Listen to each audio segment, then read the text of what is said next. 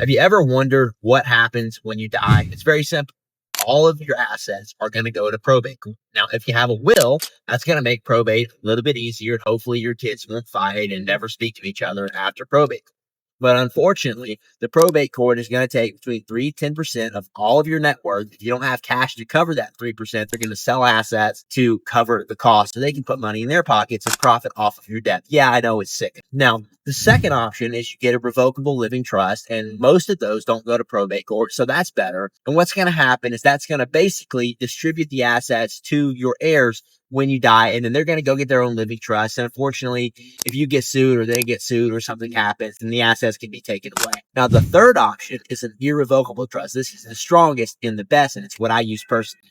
This is where you're going to sell your assets to the trust, and then you're going to pass down not only the assets, but the trust, all the accounts, all the money to the next generation as successor trustees. This is where you don't go to probate, and the government and no one else gets a say in what happens to your things after you die. You get to rule from the grave and decide what happens. A lot of people think irrevocable means that you lose control.